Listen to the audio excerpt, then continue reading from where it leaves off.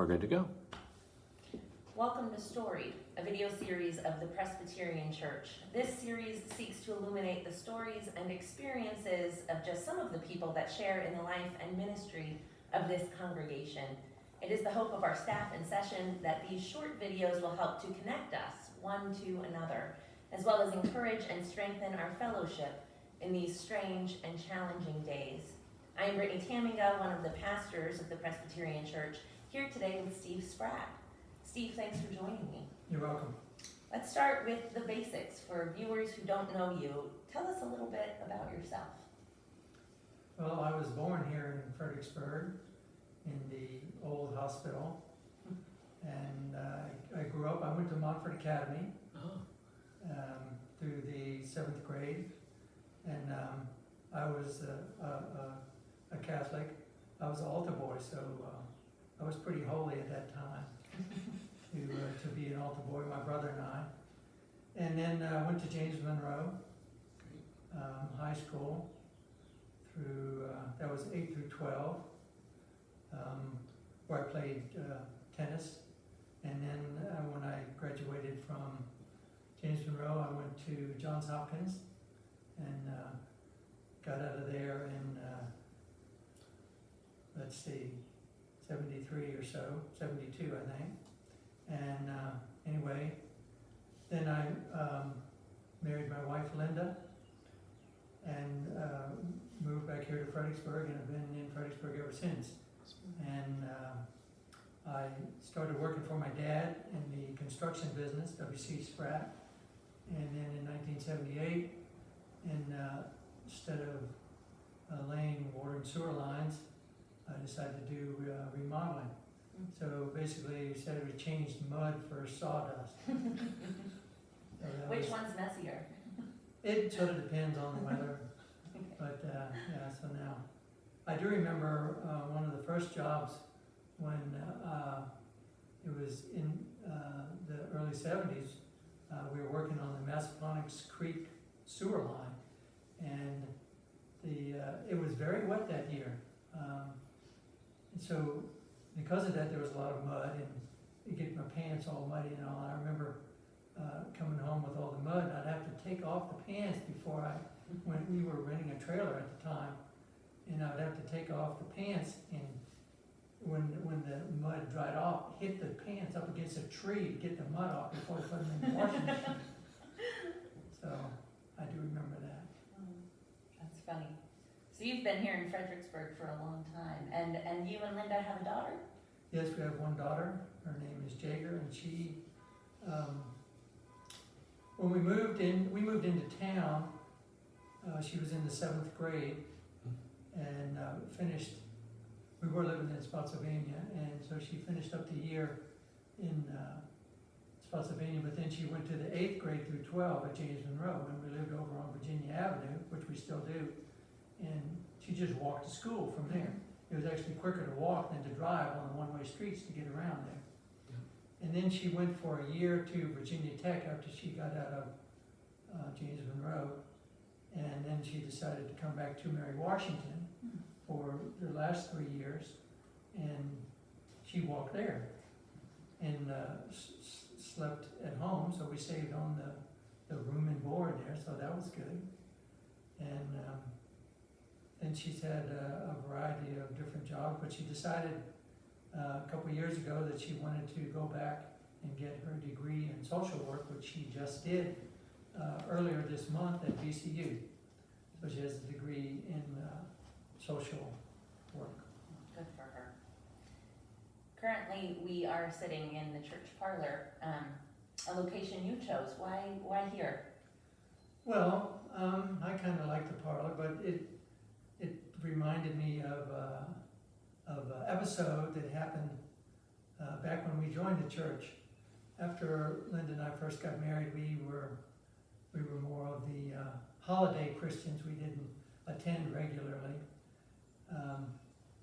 Anyway, once we had our daughter, we thought it would probably be a good idea. That we've probably heard of people doing that. Attending more regularly. So we decided to join the church. And Linda, her family, they were a member of this church and, before they moved out of town. But anyway, Linda was a Presbyterian and I was a Catholic. So we had a little debate on whether you're going to be Presbyterian or Catholic. And so the Catholics, they couldn't even meet on Friday, had to go to confession, no birth control, and they had to listen to the Pope.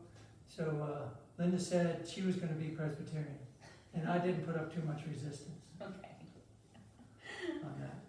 So since you became members, you've been very involved in the life of the congregation. Tell us a little bit about some of the activities you've been involved in. I will. One other thing about this room. So when we joined the church, Jagger, it was not too long after, I think Jagger was about a year old. And I remember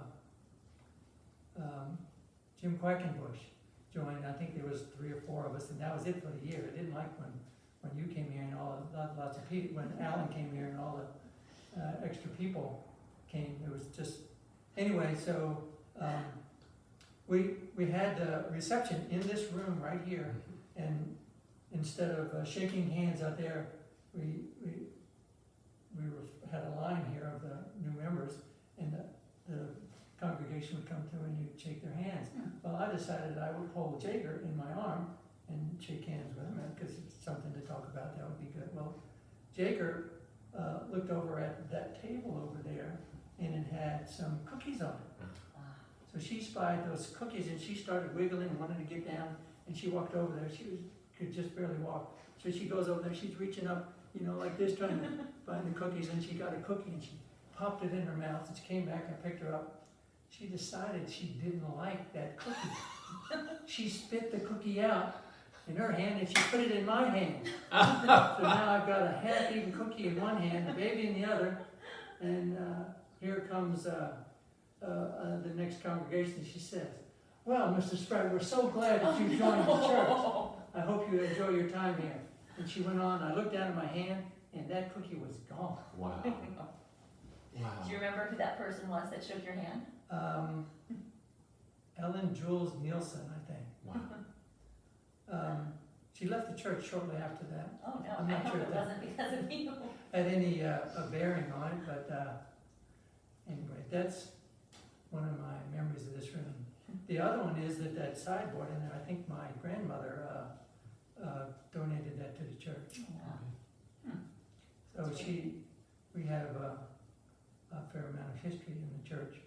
And of course, Aunt Martha was one of the oldest members for a long time, so she died recently. It's quite a legacy. Now, Steve, you are known in the congregation for your now infamous and somewhat cheeky moments for mission. I'm curious, how did all of that get started? Well, I don't know, this Rebuilding Together organization, we started that in the 90s, and I do remodeling, and so that was just sort of a natural thing that I could do. I think I helped one year, and the next year I got to be house captain, and the next year I asked the unfortunate question, well, how do you decide what houses to use? And I said, well, come to this meeting. And the next thing you know, I was the president. So, been doing that for a long time. And I don't know, so one of the things is to get the church involved. So, I just, I don't know, I guess I just have a joking sense of humor, and it seems like, if you get people's attention, then they'll listen. Yeah. I remember I was talking to John, the doctor, and he said that his daughter, was playing down there, and I was up there talking, all of a sudden she's jumping up in the seat trying to see what's going on. So just try to get people's attention, that's all. Well, you've done a great job of it, and I know how many volunteers you've gotten involved in that program, and what a gift it's been to this community. Well, the church has been really great, particularly Gary Vaughn. I always pick on him, but he and all the people throughout the church have helped a lot, and we were ready to go. I have my speech ready. I've got it here if you want. I'm sure you do. But yeah, I even had a Corona joke in it, so. So what has this experience in quarantine been like for you and Linda? Well, we didn't go out and party too much anyway, so it hasn't been like a big difference. But, so as far as work goes, we've been going to work and trying to do the required things to try not to spread the disease. I have my mask, and but it's harder to talk with the mask on. Yes. But you know, I have done pretty well selling, because one of the old jokes is that how can you tell when a salesman is lying? And the answer is you can see his lips move. But with that mask on, you can't see my lips move, so I've been doing great. I'm glad business is going well. What are you looking forward to most about all of this being over? Well,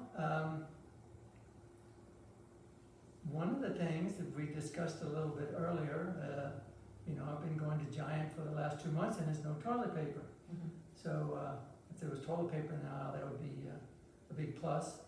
But the other thing that bothers me is if you do go out, business owners particularly, then the liability of either one of my workers or the people that we're working with getting the coronavirus and then being, quote, liable for that is a large concern for me. And I think for the church and all, and I think that's why people are being very cautious and trying to do the right thing. Certainly, yeah, that makes sense. Obviously, we've barely scratched the surface here, but is there anything else you'd like to share with those who will view this video? Maybe something that people would be surprised to learn about you, a hidden talent, a fun fact, deep dark secret? Well, I don't know that I have too many secrets. I also go sailing occasionally. I didn't know that. Yeah, I have a little sailboat. It's very small. I have it it's parked by my house. Mm-hmm. Also do canoeing. So I guess I do a lot with the river. I grew up on Ingleside Drive, better known as Pill Hill, and we would go down to the river all the time. Of course, that was before the computer was invented, so we didn't have that diversion that present day kids, and we'd ride around on bikes and all, stuff like that, build tree houses, rope swing. So a lot of time spent outdoors. A lot of time spent outdoors, a lot of dangerous things. Lucky we made it this far. Which reminds me of another thing that I read about the coronavirus. And this guy said, of all the stupid things I've done in my life, if I die because I touched my faith, I'm going to be pissed off. I think that's a good note to end on. As you know, we hope to continue this series in the future, but for that we need more guests. Who in the church has a story that you think we should hear? Well, it seems like a lot of people are all very interesting. I know Barry Jones he's had lots of things, the mission work that he's done and all is very interesting. Mm-hmm. You know, the people that I know, Steve Eccles, he's a great guy, always has a quick wit, and Gary, all of those people. Well, perhaps Barry or Steve or Gary will be able to join us sometime on Storied, a video series at the Presbyterian Church. Steve, thank you so much for taking time to share part of your story. If you would like to connect with Steve, his information can be found through the member directory on the church website or through the Church Life app. If you would like to be featured as a guest on a future episode of Storied, we ask that you please be in touch with the church office. Thank you for tuning in, and until next time, let us continue to uphold one another in prayer. remaining confident in the grace and mercy of our Lord Jesus Christ. Blessings and prayers of peace to you all.